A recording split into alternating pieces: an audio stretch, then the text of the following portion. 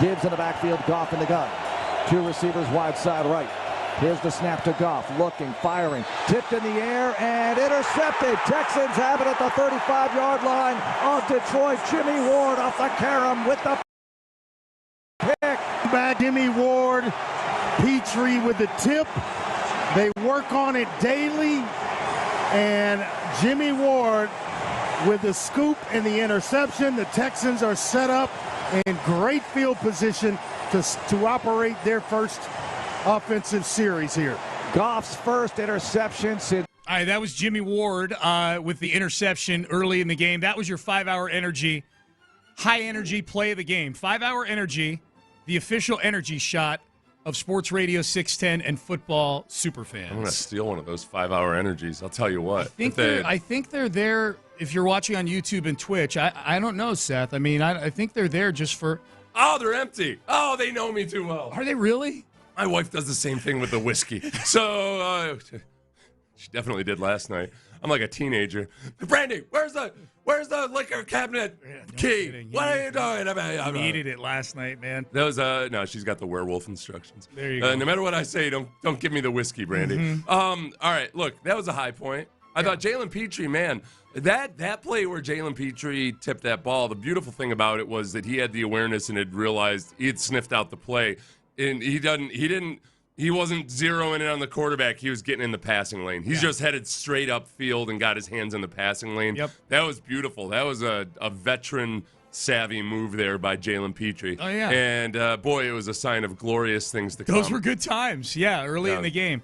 There were a lot of things they needed to do to win this game. They checked the box, but one of the things I have as my keys to the game. Touchdown, Sean? Are you being greedy, or did you just want points? Just points. You wanted points of some sort. I know they're going to need time to score touchdowns in the second half. I just say one of my keys to the game was scoring a point in the second half. Yeah, they weren't able to do that. That's look, you can't have your cake and eat it too. God. If you do have your cake, Titus Howard's going to try to grab it from you. Oh, will he? He'll be like, "Give me that cake," and then it'll fall on the ground, and he'll jump on it and eat it off the floor. Notoriously around the cafeteria, there or the sports super duper nutrition plasma center, or whatever they call it. Yeah, walking around in lab coats up in there, so those offensive linemen can get their glorious physiques and strip the ball. This is what I'm more upset. I am more upset. Not just the Did I already say this or not? I thought it. There's people getting in their cars. Titus Howard. Okay, yes, he went to strip the ball, but why was it so hard for him to strip it? Well, you're a big man. You're 325 pounds. To be and fair, it was like, it wasn't even, it was a battle for him. He had to battle that ball out of C.J. Stroud's hands. I don't want to get too, to be fair, he wasn't trying to strip it. He was trying to take it away and then go do something with it. You know what I mean? But C.J. wasn't trying to give it to him. No, I know. That way but he Titus is stripped it. Titus is a guy who likes to take things into his own hands. It should have been like stabbing Caesar. It should have been easy because Stroud was Caesar. He didn't know it was coming. Yeah. He was like, "Hey, Brutus, how you doing? How's the wife?"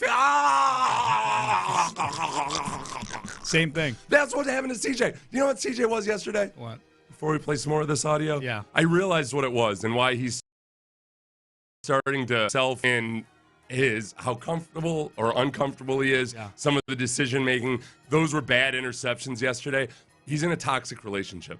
And he's doing it. He's been in a toxic relationship with the rest of his offense, the offensive line in particular.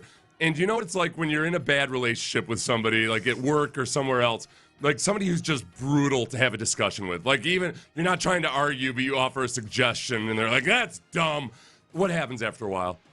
You kind of just start shutting down, and you're like, I know I should say something, but so I'm not talking about how he responds verbally. I'm talking in his play. Yeah, he's walking on eggshells, trying to figure out what's the right thing to do. You know, that person that's always because he's in a toxic relationship. Yep. That offensive line might as well be the person that takes everything as a criticism. Okay, you know, you're like, oh, I want to compliment his haircut, but I'm afraid he's going to think I'm being passive aggressive about it. And you end up not being yourself around that person. And CJ's not himself around these other people because they are toxic football players. He's not been himself since he hit Nico Collins with that bomb in the Buffalo game. If we're being honest, you know. When was that? That was week 5. Yeah. It was week 5. You sure it wasn't 2021? It was week 5. It feels like 2021 ago. They're still 6-4 and leading the division. This question was asked of DeMeco Ryans last night, and I'm curious to get your thoughts on this, Seth. because I have been adamant. I thought last year that this team's inability to put teams away in games that are very put-awayable was an issue. But this is where we're learning the how expectations fuel things. Yeah. The Texans were 6-4 last year. They were 6-4 this year. But last year, there were no expectations. It was a honeymoon year. They won 3 in a row to get to 6-4, and everybody's all happy and joyous, and things are great. This year, they're 6-4, and everything is caving in on this team right now. DeMeco was asked, is the winning ugly and win is a win? Hey, a win's a win. We hear that a lot. Is that approach backfiring when it comes to putting teams away? Yeah, the approach each week is to go win the game, no matter how it looks. We don't set out to win an ugly game, but in this league, every game comes down to, you call that final possession. No, it so doesn't. You have to find a way to gut those out and win. We haven't been on the winning side, of those games, as, Green Bay, New York, and now Detroit. So we didn't make the plays to win the game. Like, however you win, you got to find a way. And to win games, you got to have guys have to step up and make plays, and that's not happening. I hate that plays that it's predetermined. I hate the answer, the mentality. Yeah. The false observation, if nothing else. It's not true. All games don't come down to the last couple of plays. And sometimes I feel like when you have a coach that looks at the league, Bill O'Brien was a lot. It's an 8-8 league. Yeah. And what happened? You finish 9-7 every year. You know what I mean? Like I think you can talk bad things into existence sometimes. The games are going to come down to the wire in the fourth. It's always when you're up by 20 at the half. Maybe I'm making too much. I've never been in an NFL locker room, so maybe I'm making too much of it. Look, DeMeco, hey, he has more football knowledge in his little finger than I have in my entire body. So I'm just making an observation from a human standpoint. Is that when you have leadership that is saying, and I don't know what gets said behind the scenes. I admit that as well. I'm just telling you what feels like gets said, and we get beaten over the head with every week. Is like, oh, boy, these games come down to the last play. It's always a play here and a play. It doesn't have to be. This is the problem. Like, whether the mindset leads to that kind of outcome or not. The whole thing is, it's not like they were comfortable or trying to win close games. So the question, the way it was phrased, was something along the lines of, like, did you get too comfortable with winning close games? Yeah. I think winning those close games that they did was more of a reflection of where their flaws as a football team were. And it was something that was going to get exposed if they didn't fix it. That's why we kept saying, okay, they got to clean this up. They got to clean this up before they get to the really good teams. They got to clean this up. And none of it's gotten cleaned up, and some of it's gotten worse.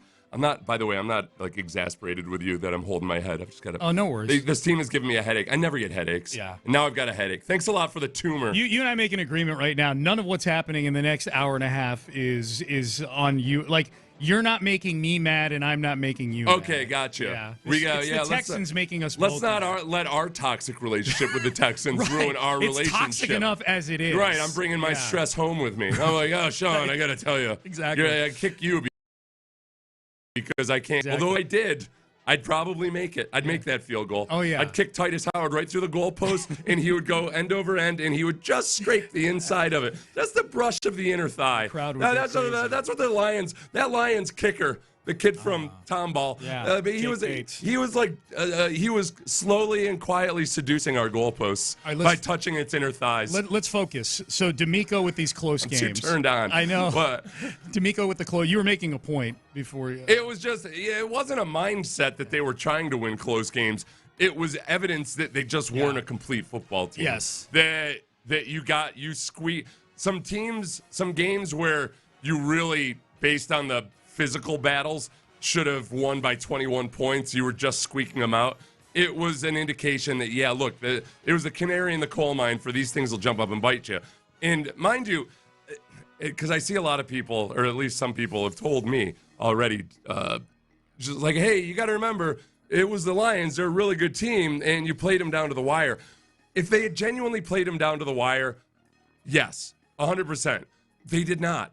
They squandered a 23-7 lead. Right. They slowly and surely watched the life be compressed out of them as the Lions stood on their chest in the second half. not all 26-23 losses on a last-second field goal are the same. Right. You know what I mean? Boy, and then just Kaimi Fairbairn, what a turn of events to where in the first 6 games of the season, if I would have found I would have said, yeah, kick it from 65. Let's end this thing. Yeah. Not so much anymore. Yeah, but I get what you're saying. Like the one they needed to have, he duck hooked that thing into the third row. So We knew that. I knew it was bad off his foot. Yeah. You know? Right. It was bad right away. Here was C.J. Stroud last night. He was asked, how long does it take to flush a loss like this? I'm not sure. I don't know. It's hard, to lose like that, especially when our defense plays so good and, we're just not scoring points at the end of the day. So, yeah, it's not easy. But, can't sit here and, keep our heads down. Got to keep our heads up and go back to work and get better. So, yeah, that'll be the plan.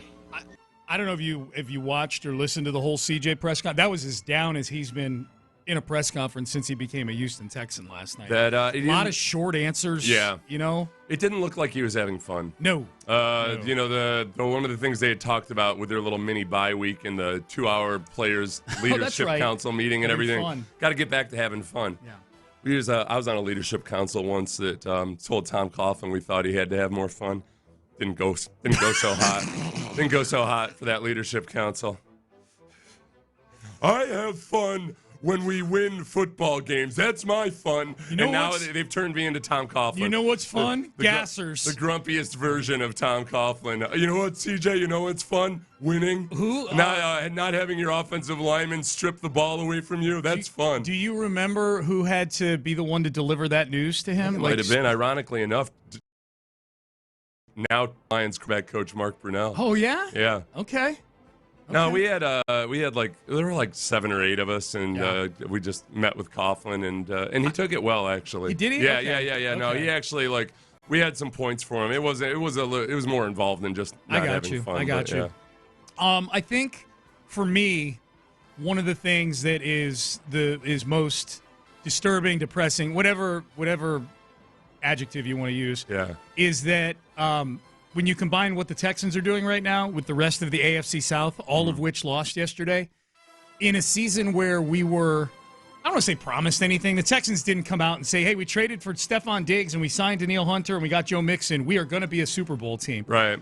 But I think expectations were that it was going to be more than what they were. Like, they made all these moves to improve over what they were last year, which was AFC South champs, won a playoff game, knocked out in the first round. Right. There's 7 games left in the season, and I can already tell you how this season is going to go. They're going to win 10 games. They're going to win the AFC South. They might win a playoff game, and then they're going to get blown out on the road. If they win a playoff game, they're going to get blown out on the road in the second round. If they win a playoff game at home at 3 p.m. on a Saturday. Yes. Which it most assuredly will be. Undoubtedly. Right. But this version of the Texans. And that's depressing to me. And the other big question is, okay, then Bobby Slowick, and what is his future if he doesn't turn this around and fix it? Yeah. Now, Nico Collins coming back will make a difference. Like, all of a sudden, coaches magically become better play callers. Just too stark a difference. Yeah, and I don't think they're. And it wasn't like they were. It wasn't like they were a machine when Nico was healthy either. Right. So yeah, there's going to be a hard decision if it's not made during the regular season, but in the offseason, where this might be the year where DeMeco really becomes a genuine head coach when you fire one of your friends. Because I don't know if this doesn't get fixed. I mean, they're just so hopelessly inept. They just can't put a complete game together. And I don't care. Like we said, many other teams don't have Nico Collins on their roster right now. Many other bad football teams have scored touchdowns in the second half in the last 4 games. Yeah. And the Texans can't score a touchdown, much less even a point last night. But in the last 4 weeks, they haven't scored a touchdown in the second half. It's unacceptable and inexcusable, and he should get fired if this keeps going on. That's not even a hot take. Like 4 straight weeks without a touchdown, and you have C.J. Stroud as your quarterback. Right. It doesn't mean the hot take becomes retaining Bobby Slowick at that point. That would be the hot take. Well put.